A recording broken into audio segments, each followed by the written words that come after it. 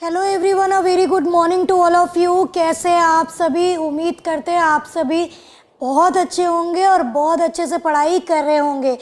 जैसा कि आप जानते हैं कि डेली हम आपके साथ सुबह 10 से 11 जुड़ते हैं और डिस्कशन कर रहे होते हैं आपके आगाज़ बैच में सभी टॉपिक्स को चैप्टर वाइज। जैसा कि आपको पता है कि लास्ट टर्न यानी सैटरडे को हमने आपके साथ डायरेक्शन एंड डिस्टेंस के पार्ट 2 का डिस्कशन किया था और आज की क्लास में हम आपके साथ डिस्कस करने जा रहे हैं, जैसा कि आपने थंबनेल पे देखा होगा, ब्लड रिलेशन का पार्ट 1। ये भी आपका 2 पार्ट में होगा, ब्लड रिलेशन पार्ट 1 और पार्ट 2। पहले पार्ट में हम इसके बेसिक्स को और इसके 4-5 क्वेश्चंस को देखेंगे कि किस तरह से ब्लड रिलेशन आपके पेपर का पार्ट बनता है, और सेकेंड पार्ट में हम आपके साथ डिस्कस करेंगे ब्लड रिलेशन पार्ट 2। ठीक है, तो चलिए आइए देखते हैं। उससे पहले थोड़ा सा शेड्यूल देख लीजिए। तो आपको पता है कि डेली हम आपके साथ जुड़ते हैं और कुछ इस प्रकार, मतलब मंडे टू सैटरडे आपकी आगाज़ की सीरीज़ चलती है, मंडे टू सैटरडे। और अगर हम बात करें तो मॉर्निंग में 9 बजे से लेकर 10 बजे तक ये क्लास आपकी होती है इकोनॉमिक्स की। ठीक है, इसके बाद अगर हम बात करें तो 10 से 11 आपकी क्लास होती है किसकी? रीजनिंग की। ठीक है, और अगर इसके बाद अगर हम बात करें तो 11 से 12 बेटा आपकी किसकी क्लास होती है? तो 11 से 12 आपकी साइंस की क्लास होती है। और आफ्टर दैट शाम में यानी इवनिंग में 8 से 9 आपकी किसकी क्लास होती है? तो 8 से 9 आपकी क्लास होती है मैथ्स की। ठीक है, तो ये कुछ आपका शेड्यूल है। सुबह 9 से 10 इकोनॉमिक्स, 10 से 11 आपका रीजनिंग, 11 से 12 आपका साइंस, और शाम में 8 से 9 आपका मैथ्स की क्लास चलती है। ठीक है, तो ये आपका शेड्यूल रहा। चलिए अब बात कर लेते हैं आपके ब्लड रिलेशन की, यानी किस तरह से ये टॉपिक आपके पेपर का पार्ट बनता है। ठीक है, तो चलिए फटाफट से देखते हैं। तो आपको ये बता दें कि कहीं ना कहीं ये जो टॉपिक है ब्लड रिलेशन, ये आपके पेपर में अच्छे खासा स्कोर करता है। मतलब अगर 2 क्वेश्चन भी आ गए तो आपको अच्छी तरह से पता है कि वहाँ से आपको 4 नंबर मिल जाएंगे। और अगर हम बात करें एसएससी की, तो आप उसके प्रीवियस ईयर क्वेश्चन पेपर को ज़रूर देखिएगा। उसमें आपको कोडेड ब्लड रिलेशन से पूछे गए सवाल नज़र आएंगे। ठीक है, चलिए आइए देखते हैं कि व्हाट इज़ ब्लड रिलेशन और किस तरह से इसको मतलब पढ़ा जाएगा, किस तरह से इसको डिवाइड किया गया। देखिए, जब बात होती है इस पर्टिकुलर टॉपिक की, तो आपको अच्छी तरह से पता है कि ब्लड और रिलेशन, मतलब रिलेशन में सबसे पहली चीज़ यानी सबसे पहला टर्म जो निकल के आता है वो होता है आपका क्या? फैमिली। ठीक है, क्या होता है आपका? फैमिली। अगर आपसे बात की जाए कि भाई बताइए फैमिली कितने टाइप की होती है, तो फैमिली बेसिकली बेटा 2 टाइप की होती है। एक होती है जॉइंट और एक होती है न्यूक्लियर, है ना। लेकिन बेटा जॉइंट और न्यूक्लियर से परिवार के रिश्तों पे कोई भी फर्क नहीं पड़ता। ठीक है, परिवार के रिश्तों पे जो फर्क पड़ता है वो आपका पड़ता है पैटर्नल और मैटरनल फैमिली से। ठीक है, पैटर्नल फैमिली और मैटरनल फैमिली, ये 2 फैमिली क्या होती हैं? तो आपको अच्छी तरह से पता है कि जब आप डेली अगर देखें तो आप अपने दादाजी के घर यानी अपने फादर के घर रहते हैं, that family is called paternal family. ठीक है, और छुट्टियों में आप अपनी नानी के घर जाते हैं घूमने के लिए, तो वो आपकी क्या कहलाती है? Maternal family. मतलब पैटर्नल फैमिली को हम आपके फादर की फैमिली कहते हैं। ठीक है, और मैटरनल फैमिली को हम आपकी मदर की फैमिली कहते हैं, ठीक है।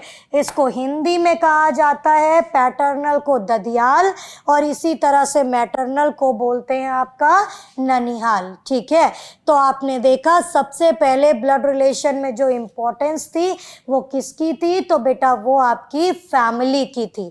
तो दो तरह की फैमिली, पैटर्नल और मैटरनल, ठीक है। चलिए अब आगे बात करते हैं बेटा कि इसके बाद क्या है।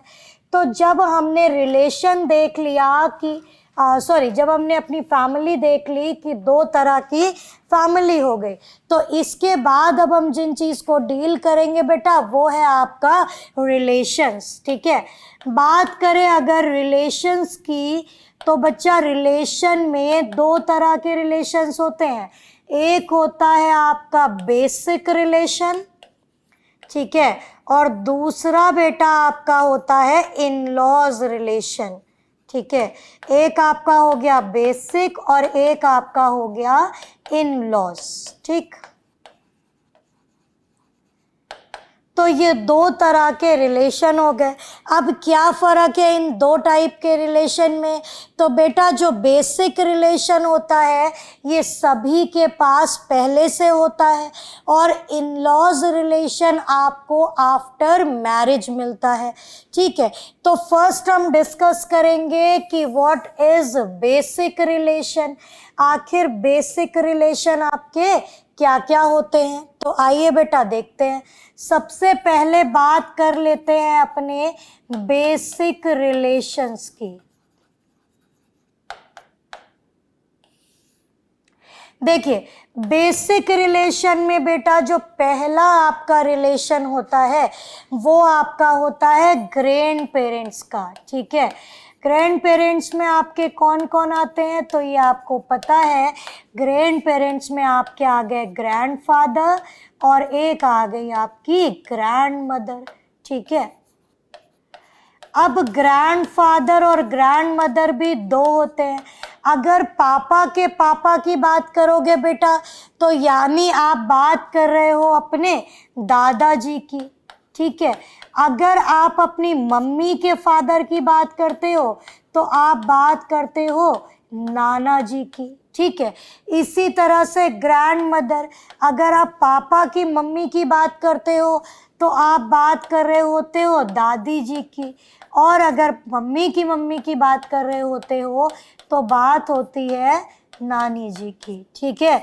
तो आपके पहला रिलेशन जो होता है वो आपका ग्रैंड पेरेंट्स का होता है, दैट इज ग्रैंडफादर और ग्रैंड मदर, ठीक है। इसके बाद बेटा अगर हम बात करें तो दूसरा जो आपका रिलेशन होता है वो आपका होता है पेरेंट्स का, ठीक है। और पेरेंट्स में भी आपके दो हो गए, एक हो गए फादर यानी पिताजी, और दूसरी हो गई आपकी मदर यानी आपकी माताजी, ठीक है। ये दो रिश्ते हुए।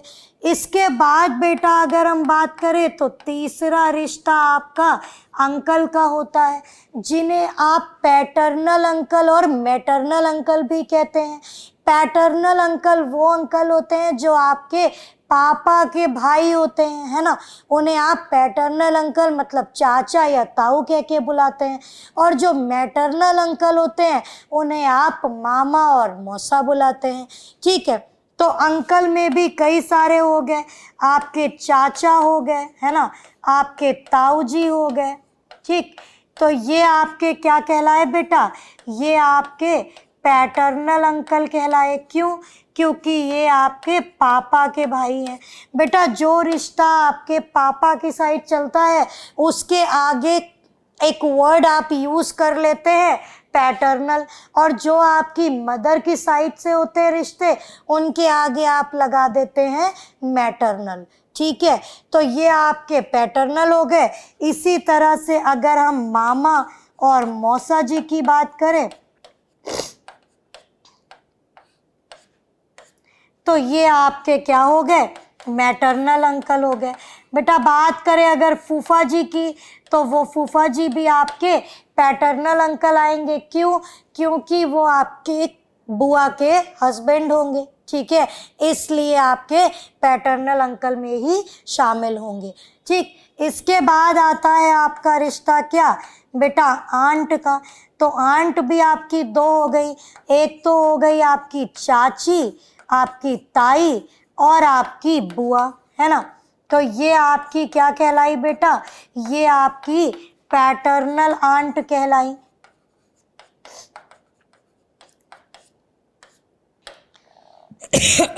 इसी तरह से बेटा अगर हम बात करें मामी और मौसी की, तो ये बेटा आपकी मैटरनल आंट कहलाई, ठीक है।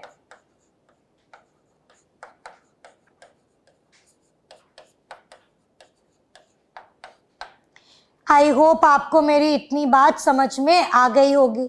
एक बारी फिर देख लीजिए, सबसे पहले हमने डिस्कस किया कि ब्लड रिलेशन में फैमिली कितनी होती है, तो दो तरह की फैमिली, एक आपकी पैटर्नल और दूसरी आपकी मैटरनल। इसके बाद अगर हमने बात की तो रिलेशंस की, तो बेटा रिलेशन दो हो गए, एक हो गया बेसिक और एक हो गया इन लॉस। इसके बाद हमने आपके साथ बेसिक रिलेशन डील किया, तो वो हो गए grand parents, that is grand father और ग्रैंड मदर। इसके बाद आपके आते हैं पेरेंट्स यानी मदर फादर। इसके बाद आपके अंकल यानी चाचा ताऊ मामा मौसा, पैटर्नल अंकल और मैटरनल अंकल। इसके बाद आपकी आंट चाची ताई बुआ पैटर्नल आंट, और मामी और मौसी आपकी मैटरनल आंट हो गई। बेटा इतना ही नहीं, इसमें अभी आपके कुछ रिश्ते बाकी रह गए। ठीक, तो चलिए आइए उन कुछ रिश्तों को भी एक बारी देख लेते हैं कि कौन कौन से रिश्ते आपके अभी बाकी रह गए।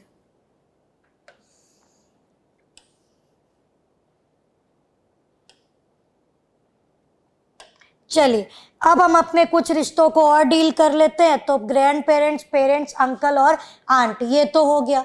इसके बाद बेटा आता है आपका, तो आप लिख सकते हो नीस, ठीक है। नीस का मतलब क्या होता है, तो बेटा नीस का मतलब आपको बता दें, तो नीस का मतलब भतीजी या फिर भांजी होता है, ठीक है। अगर चाचा बुआ की साइड से देखोगे तो भतीजी हो गया, और अगर मामा की साइड से देखोगे तो आपका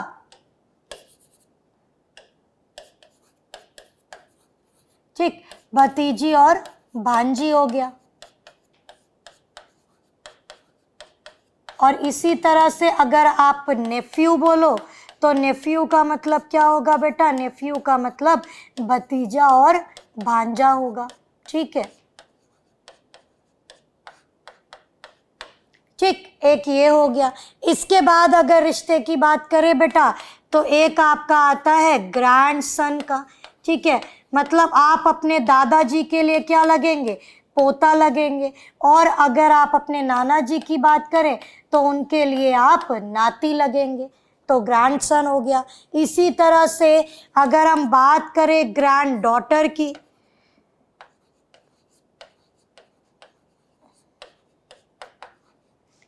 तो अपनी दादी के लिए आप क्या लगेंगी, तो दादी के लिए आप पोती लगेंगी, और नानी के लिए आप नातिन लगेंगी, ठीक है। तो ये आपके कुछ रिश्ते थे जो बेसिक रिलेशन का पार्ट बनते हैं, ठीक। इसके बाद जो हम आपके साथ डिस्कस करेंगे वो आपके इन लॉज रिलेशन होंगे, लेकिन उससे भी पहले हम आपके साथ कुछ टर्म्स को भी डिस्कस करना चाहेंगे, ठीक है। तो इसी में कुछ टर्म्स इंक्लूड हो जाते हैं, उन टर्म्स को भी एक बारी देख लीजिए, फिर इन लॉज के बारे में बात करते हैं, ठीक है। बात करें अगर कुछ टर्म्स की, तो इम्पोर्टेंट टर्म्स हैं, आपको देखने को क्वेश्चन में ज़रूर मिलेंगे। पहला टर्म बेटा होता है स्पाउस का, ठीक है। तो स्पाउस का मतलब क्या होता है बेटा, तो स्पाउस को ही हम बोलते हैं क्या, मैरिड कपल, मैरिड कपल, यानी इसी को आप बोलते हैं विवाहित जोड़ा, ठीक। तो पहला टर्म आपको देखने को क्या मिला बेटा, तो पहला टर्म आपको स्पाउस देखने को मिला। इसी तरह से दूसरा वर्ड अगर हम देखें तो दूसरा वर्ड होता है बेटा सिबलिंग्स, इसको हिंदी में बोलते हैं सहोदर, ठीक है। और सिबलिंग्स का मतलब होता है आपके रियल ब्रदर सिस्टर, ठीक है, ये आपके सिबलिंग्स में आ गए, ठीक है। इसके बाद बेटा अगर देखें तो तीसरा वर्ड होता है आपका कजिन्स। कजिन्स का मतलब क्या होता है? चाचा चाची, ताऊ ताई और मामा मामी के जो बच्चे होते हैं वो सब आपके क्या कहलाते हैं बेटा? कजिन्स कहलाते हैं। और इसके बाद अगर चौथे वर्ड की बात करें तो चौथा टर्म होता है आपका ऑफ स्प्रिंग्स, और ऑफ स्प्रिंग्स का मतलब होता है चिल्ड्रन यानी बच्चे, ठीक है। किसके बच्चे? तो किसी के भी। जैसे हमने बोला आपसे कि ए और बी के दो ऑफ स्प्रिंग है, मतलब A and B has two offspring. इसका मतलब ये हुआ कि ए और बी के दो बच्चे हैं, ठीक है। तो ये बात याद रखिएगा, ऑफ स्प्रिंग का मतलब होता है बच्चे, ठीक। अब इतना एक बार ही आप देख लीजिए, फैमिली हो गया, रिलेशन हो गया, बेसिक और इन लॉज हो गया। तो बेसिक रिलेशन बेटा ये लिखे, और टर्म्स में आपका स्पाउस यानी मैरिड कपल, सिबलिंग यानी सहोदर, रियल ब्रदर सिस्टर। कजिन का मतलब बेटा सौतेला नहीं होता, स्टेप का मतलब सौतेला होता है, ठीक है। कजिन मतलब चाचा ताऊ मामा मामी के जो बच्चे हैं, और ऑफ स्प्रिंग का मतलब चिल्ड्रन यानी बच्चे, ठीक है। तो उम्मीद करते हैं आपको इतना बेसिक ब्लड रिलेशन का समझ में अच्छी तरह से आया होगा, ठीक। आगे बढ़ते हैं बेटा। अगर आगे बात करें तो अब आपने यहाँ तक रिलेशंस तो देख लिए, अब इसके बाद जो बारी आती है वो आती है आपके इन लॉज रिलेशन की, ठीक है। अब इन लॉज रिलेशन में बेटा अगर बात करें तो कहीं ना कहीं 5 रिलेशन आपके लिए इम्पॉर्टेंट बनते हैं बेटा। जो पहला रिलेशन होता है आपका वो होता है फादर इन लॉ का, ठीक है, जिन्हें आप बोलते हैं ससुर, ठीक है। इसी तरह से दूसरा जो रिलेशन होता है बेटा वो आपका होता है मदर इन लॉ का, ठीक है, ये हो गया आपकी सास, ठीक है। इसके बाद बेटा तीसरा रिलेशन जो होता है वो होता है ब्रदर इन लॉ का। अभी मैं आपको इसको एक्सप्लेन कर दूंगी, मतलब देवर और जेठ का, ठीक। इसके बाद जो अगला रिलेशन होता है बेटा वो आपका होता है सिस्टर इन लॉ का, ठीक है। इसमें आपके सिस्टर इन लॉ की बात करें तो ननद, भाभी, देवरानी, जेठानी सब आ जाते हैं, ठीक है।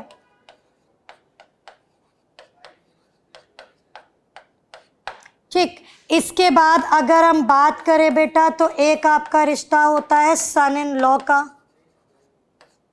यानी दामाद का, ठीक है। और इसके बाद जो लास्ट रिश्ता होता है बेटा वो आपका होता है डॉटर इन लॉ का,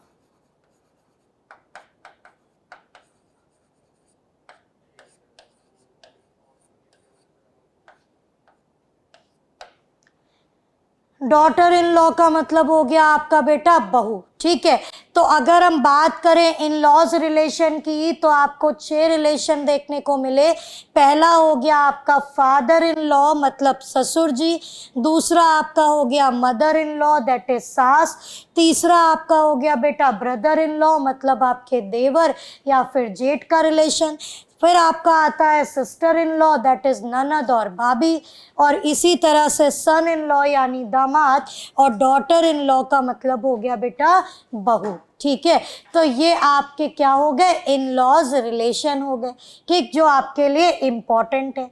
अब देखिए बेटा father in law mother in law ये जो इन लॉज के रिश्ते होते हैं ना ये कहीं अलग से नहीं होते, मतलब आपके सपोज दैट जो आपके फादर है, ठीक है, आपके फादर मतलब आपके जो फादर है वो आपके फादर हुए, लेकिन जो आपके स्पाउस के फादर मतलब आपके हस्बैंड के या आपकी वाइफ के जो फादर है वो भी तो आपके लिए फादर ही हुए, बस आगे एक वर्ड जुड़ जाता है दैट इज इन लॉ। इसी तरह से आपकी मदर आपके इन लॉ की मदर भी आपके लिए क्या हो गई? मदर ही हो गई, बट आगे जुड़ता है क्या? Mother in law.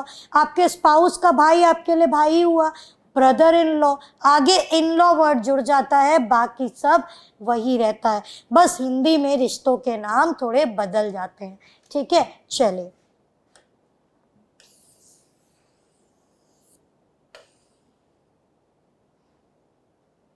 तो बेटा अभी आपने देख लिया, फैमिली देख ली, रिलेशन देख लिया, बेसिक रिलेशन, और इसके साथ साथ आपने इन लॉज रिलेशन भी देख लिया। इसके बाद अगर हम बात करें तो टर्म्स जो बताए थे प्रीवियस वाले में, टर्म्स भी देख लिए। अब बेटा बारी आती है यहाँ से जानने की नोटेशन। क्यों? क्योंकि जब आप ब्लड रिलेशन को सॉल्व करते हो तो वहाँ पे आपको फैमिली ट्री बनानी पड़ती है, और उस पर्टिकुलर फैमिली ट्री को बनाने के लिए बच्चा आपको नोटेशंस पता होने बहुत ज़रूरी है। ठीक है, तो आइए नोटेशन देख लेते हैं।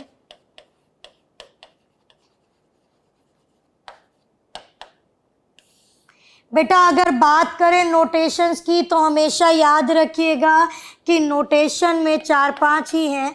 एक आपको अगर पूरे कहीं पे भी पूरे ब्लड रिलेशन में मेल को इंडिकेट करना है तो आप प्लस से इंडिकेट कर सकते हैं।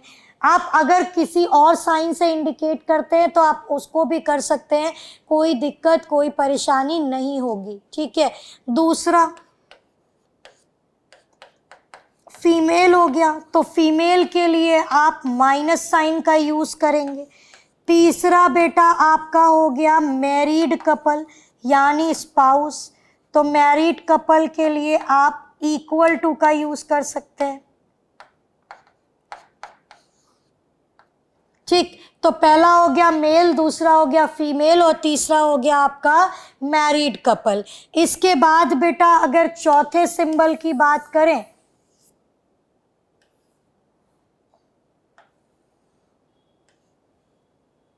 ठीक, चौथा सिंबल बेटा यहाँ पे किस चीज का होगा? तो चौथा सिंबल होगा बेटा सिबलिंग्स का। मतलब अगर आपको भाई बहन शो करने हैं तो आप कुछ इस सिंबल से शो कर सकते हैं। ठीक है, तो मेल हो गया, फीमेल हो गया, मैरिड कपल हो गया और सिबलिंग हो गया।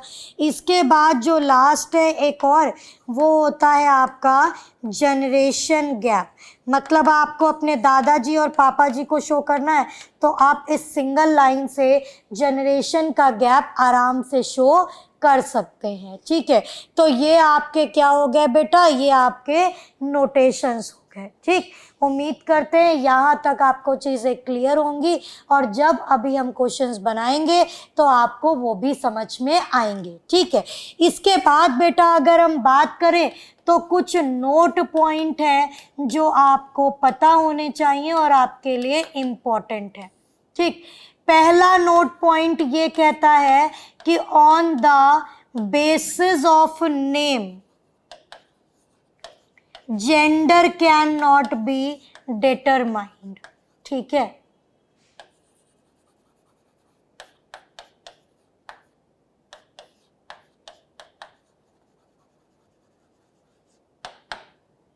मतलब नाम के आधार पर आप जेंडर का डिटर्मिनेशन नहीं कर सकते। कैसे? मतलब अगर कहा गया कि Sonu is married to Monu तो आप अपनी मर्जी से प्लस और माइनस नहीं लगाएंगे। नाम के आधार पर जेंडर कभी भी डिटरमाइन नहीं किया जाएगा ब्लड रिलेशन में। ठीक है, सेकेंड पॉइंट आता है बेटा कि जब भी आप किन्हीं भी दो स्टेटमेंट के बीच में आप हु, विच, हुम, हुज ऐसे शब्द देखते हैं तो हमेशा याद रखिएगा कि ये शब्द हमेशा दूसरे व्यक्ति यानी सेकंड पर्सन की बात कर रहे होंगे। तो याद रखिएगा कि जब भी आपको हु, विच, हुम, हुज देखने को मिलेगा तो यहाँ पे दूसरे व्यक्ति की बात की जा रही होगी। एग्जाम्पल के तौर पे आप बेटा देख लो, जैसे हमने कहा कि A is the father of B, who is the son of C. ठीक बेटा, तो इसका क्या मतलब है? आइए सबसे पहले इसको हम आपको हिंदी में भी लिख के दे देते हैं कि इसका क्या मतलब है। A is the father of B, who is the son of C. मतलब हुआ ए बी का पिता है जो सी का बेटा है। ठीक बेटा, तो बहुत ध्यान से सुनिएगा। यहाँ पे आपको एक वर्ड देखने को मिला, दैट इज क्या, हु, और हु की जगह हिंदी में लिखा गया जो। ठीक है, अब बेटा एक चीज और सुनिए, इन्होंने आपसे कहा A is the father of B, तो आपको अच्छी तरह से पता है यहाँ पे हु लगा, और अभी हमने आपको क्या सिखाया कि अगर हु, विच, हुम, हुज लगा होगा तो ये किसकी बात करेगा, ये आपकी सेकेंड पर्सन की बात करेगा। इट मीन्स यहाँ पे जो बात हो रही है वो बात आगे बी से आगे बढ़ रही है, मतलब A is the father of B, तो इसका सीधा सा मतलब ये निकला कि जो ए है वो पिता है किसका, बी का। तो ए पिता हो गया तो प्लस किसका, बी का, तो ए और बी में जनरेशन गैप आई, ए बड़ा बी छोटा, तो बीच में जनरेशन गैप, और बी जो है वो बेटा है किसका, सी का। तो अगर बी बेटा है किसका, सी का, ए का भी बेटा है, सी का भी बेटा है, इसका मतलब है ए और सी मैरिड हुए। ठीक है, उम्मीद करते हैं आपको ये बात समझ आई होगी कि जब भी दो सेंटेंसेस के बीच में हु, विच, हुम, हुज जैसे वर्ड्स आपको देखने को मिलेंगे तो हमेशा याद रखिएगा आपकी बात दूसरे व्यक्ति की जा रही है। ठीक है, चलिए अब यहाँ से सवाल उठ के आता है कि मैम तो पहले व्यक्ति की बात कब होगी, तो आइए देखते हैं कि पहले व्यक्ति की बात कब होगी। ठीक, चलिए तो आपने देख लिया कि नाम के आधार पर जेंडर डिटरमाइन नहीं होगा, और दूसरा हु, विच, हुम, हुज सेकेंड पर्सन के लिए लगेगा। ठीक, अब बात करते हैं अपने थर्ड पॉइंट की। जब भी किसी सेंटेंस के बीच आपको एंड, इज, बट और वाइल देखने को मिले बेटा, तो ये हमेशा फर्स्ट पर्सन की बात करता है, यानी पहले व्यक्ति की बात हो रही होती है। बात करें अगर एग्जाम्पल की, तो हमने आपसे ये कहा कि A is the father of B and husband of C. ठीक है, आप दोनों में बेटा फर्क देखिएगा कितना आपको दिखेगा। A is the father of B and husband of C, तो इसका मतलब है ए बी का पिता है और सी का पति है। ठीक है बेटा, अब सुनिएगा यहाँ पे दो सेंटेंसेस को किससे जोड़ा गया, तो बेटा यहाँ पे दो सेंटेंसेस को एंड से जोड़ा गया, और जब यहाँ पे दो सेंटेंसेस को एंड से जोड़ा गया तो इसका ये मतलब निकला कि ये एंड बेटा किसकी बात करेगा, ये आपकी ए की बात करेगा, क्योंकि ए आपका पहला पर्सन है। ठीक है, अब सुनिए, A is the father of B का मतलब है ए पिता हो गए किसके, बी के। ठीक है, दोनों में जनरेशन गैप, और साथ ही साथ जो ए है वो सी का क्या है बेटा, तो वो सी का पति है, तो यानी सी उसकी वाइफ हो गई। तो ये फिगर आपका कुछ इस तरह से बन जाएगा। ठीक है, आई होप सो आपको ये बात मेरी क्लियर हो गई होगी और दोनों पॉइंट्स भी अच्छे से समझ में आ गए होंगे। ठीक, चलिए अब आगे बढ़ते हैं। ये तो आपका पूरा बेसिक रहा, एक बारी आप चाहें तो पूरा देख सकते हैं। ठीक है, ब्लड रिलेशन हो गया, फैमिली में दो फैमिली हो गई, पैटर्नल और मैटरनल, रिलेशन में दो हो गए, बेसिक और इन लॉज। इसके बाद बेसिक रिलेशन ये रहे, कुछ टर्म्स हो गए, that is spouse, sibling, cousin और ऑफस्प्रिंग। ठीक है, इसके बाद अगर बेटा हम बात करें तो इसके बाद आपकी बात कुछ इस तरह से होगी कि यहाँ पे आपने देखा इन लॉज रिलेशन, तो इन लॉज में आपके father in law, mother in law, brother in law, sister in law, son in law and daughter in law. ठीक है, तो ये आपके क्या हो गए, इन लॉज रिलेशन हो गए। साथ ही साथ आपके कुछ नोटेशंस हो गए, और इसी के साथ हमने आपके साथ नोट पॉइंट्स का भी डिस्कशन कर लिया। ठीक है, उम्मीद करते हैं यहाँ तक आपको सारी चीज़ें क्लियर हो गई होंगी। और अब बढ़ते हैं अपने क्वेश्चंस की तरफ और आइए फटाफट से देखते हैं कि क्या रहे क्वेश्चंस और किस तरह से हम उन्हें बना सकते हैं। ठीक है, इसका बेटा स्क्रीनशॉट ले लीजिएगा। चलिए, तो पहला सवाल हमारी स्क्रीन पे ये रहा, आइए इसको पढ़ते हैं और फिर इसे बनाते हैं। ठीक, देखिए बोला गया if A is the mother of B, अगर ए जो है वो बी की माँ है तो ये ए मदर हो गई। किसकी मदर हो गई? थोड़ा थोड़ा बनाते हैं। ए मदर है किसकी? बी की। ठीक है, तो अगर ए मदर है मतलब वो फीमेल हो गई, माइनस लग गया। किसकी मदर है? बी की, तो बी नीचे आ गया। बेटा ए का अगर स्पाउस होगा तो फिल कर देंगे, नहीं होगा तो ब्लैंक छोड़ दो। हमने यहाँ पे ए को मैरिड कर दिया और इनके स्पाउस पे प्लस लगा दिया। अगर होगा तो फिल कर देंगे वरना छोड़ दीजिए। आगे देखिए बेटा, सी इज द सन ऑफ ए, सी जो है वो ए का बेटा है। तो बेटा अगर ए का बेटा सी है तो यहाँ पे सी रख के प्लस लगा दीजिए। ए मदर है बी की, लेकिन बी बेटा है या बेटी ये नहीं पता था। आगे देखिए, D is the brother of E, अभी छोड़ दीजिए, डी ई का भाई है तो ना डी पता ना ई पता। आगे देखो, E is the daughter of B, यहाँ से पता चलता है कि ई किसकी बेटी है? बेटा ई बी की बेटी है, तो यहाँ पे हो गया ई और ये हो गई बेटी किसकी? बी की। फिर बोला था डी भाई है तो डी बेटा भाई हो गया किसका? ई का, है ना। अगर बी का कोई स्पाउस होगा तो रखेंगे वरना छोड़ देंगे।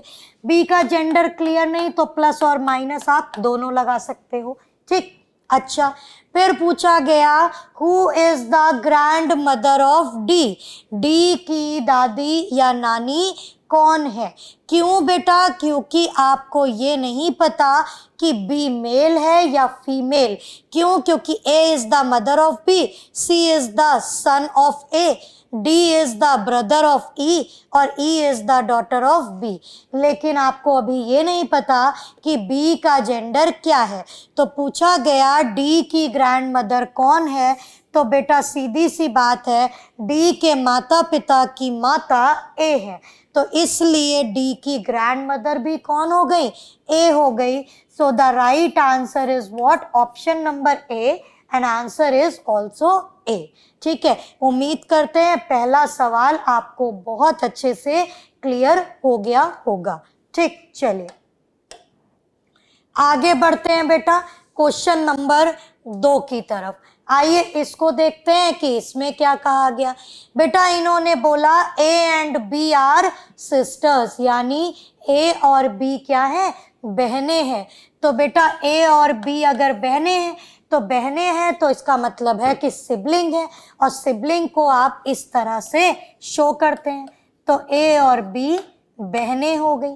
आगे बढ़ते हैं बेटा, R and S are brother, कोई दिक्कत नहीं, आर और एस भाई हैं, हमें नहीं पता अभी। आगे देखो, daughter of A is sister of R, ठीक है बेटा। तो यहाँ देखो ए की जो डॉटर है वो आर की बहन है। ठीक है, आर की कौन हो गई? बहन हो गई। फिर सुनिए, ए और बी बहनें हैं, आर और एस भाई है, लेकिन जो ए की बेटी है, डॉटर ऑफ ए जो है वो सिस्टर हो गई किसकी? आर की। ठीक, और आर और एस जो है वो भाई हैं, तो बेटा यहाँ पे ये भाई हो गए। क्लियर है इतनी बात? पूछा गया how B related to S, ठीक है, बी जो है वो एस की क्या लगी? तो सीधी सी बात है, एस की माँ कौन है? ए, और ए की बहन कौन है? बी। इसका मतलब है कि बी जो है वो एस की क्या लगी? मासी लगी, यानी आंट लगी।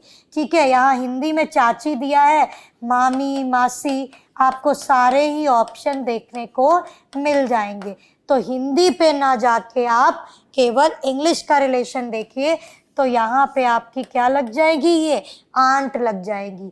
क्यों? क्योंकि एस जो है वो ए का बेटा है और ए की बहन कौन हो गई, बी हो गई। ठीक, एक बारी फिर देख लीजिए, ए और बी बहनें थे, आर और एस भाई थे, साथ ही साथ जो ए की बेटी है वो आर की बहन है। तो पूछा गया कि बी एस से कैसे संबंधित है, तो बी एस की आंट लगी, मासी लगी। ठीक, चलिए आगे बढ़ते हैं क्वेश्चन नंबर 3 की तरफ। बेटा ये रहा क्वेश्चन नंबर 3, तो चलिए फटाफट से इसको बनाते हैं। बोला गया A is the brother of B, तो बेटा बनाओ, ए जो है वो भाई है किसका, बी का। बी कौन है नहीं पता, या तो भाई भी हो सकता है बहन भी, यही छोड़ दीजिए। C is the father of D, ना सी का पता बेटा ना डी का पता, छोड़ो। एक जगह आपको दिख रहा है ए एंड डी आर ब्रदर्स, तो जब ए और डी भाई हैं तो बेटा ए और डी भाई हो गए, ए और बी भी भाई हो गए। अच्छा आगे देखिए, C is the father of D, D के पिताजी कौन है बेटा, सी है, तो डी के ऊपर होंगे, तो डी के पिताजी सी हो गए।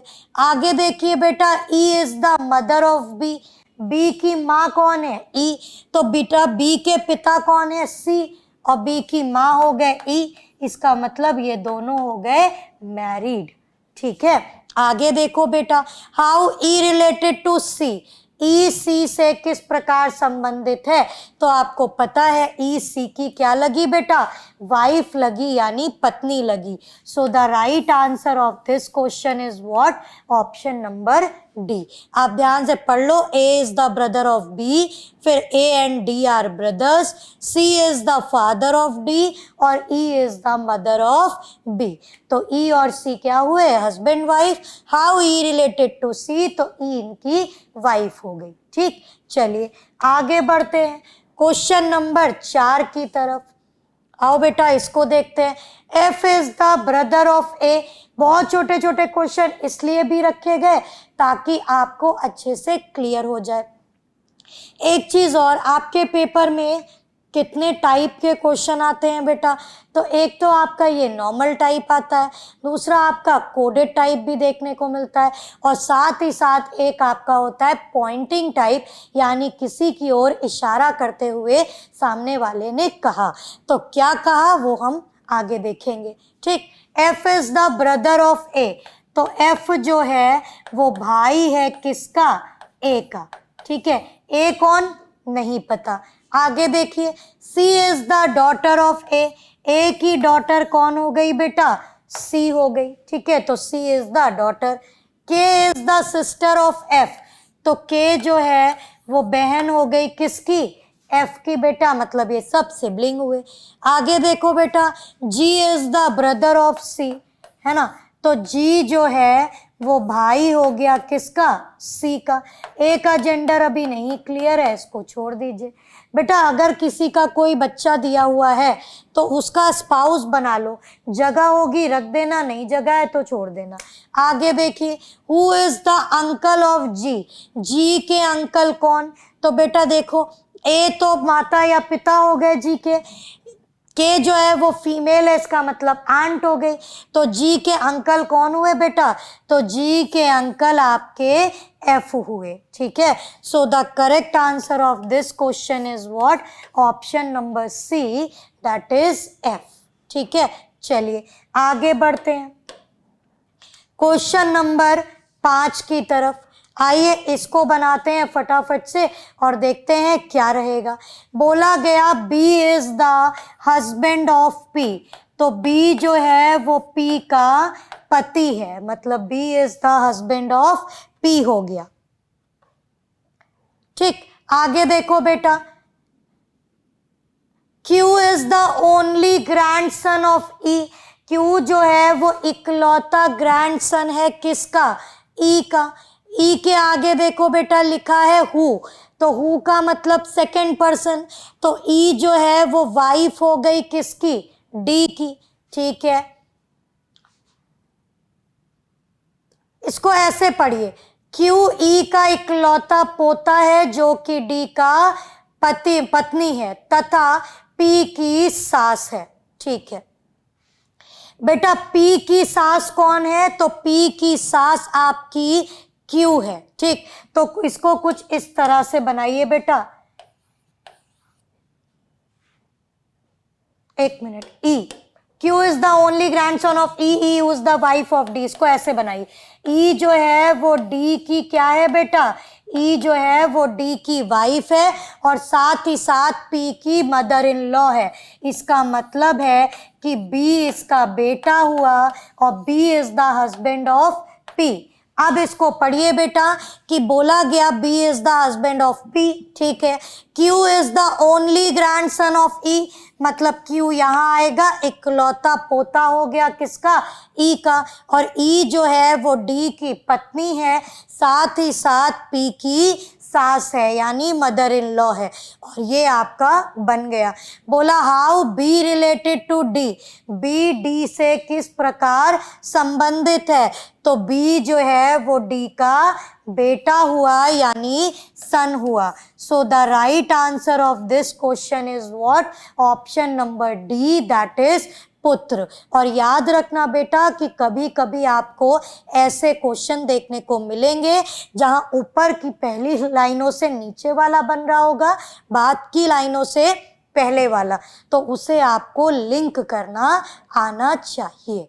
ठीक है, उम्मीद करते हैं यहाँ तक आपको 5 सवाल बहुत अच्छे से क्लियर हुए होंगे। ठीक, आगे बेटा अगर हम बात करें तो क्वेश्चन नंबर 6, 7 और भी हैं, तो अब ये हम डिस्कस करेंगे कल की क्लास में, और साथ ही साथ कल की क्लास में आपके साथ पॉइंटिंग टाइप को भी डिस्कस करेंगे और कोडेड टाइप के क्वेश्चंस का भी डिस्कशन होगा। तो कल की क्लास में सुबह 10 से 11 जुड़ना मत भूलिएगा हमारे साथ गैलेक्सी के ऑफिशियल यूट्यूब चैनल पे। तब तक के लिए पढ़ते रहिए, खुश रहिए, अपना ख्याल रखिए। Bye bye, take care, thank you so much.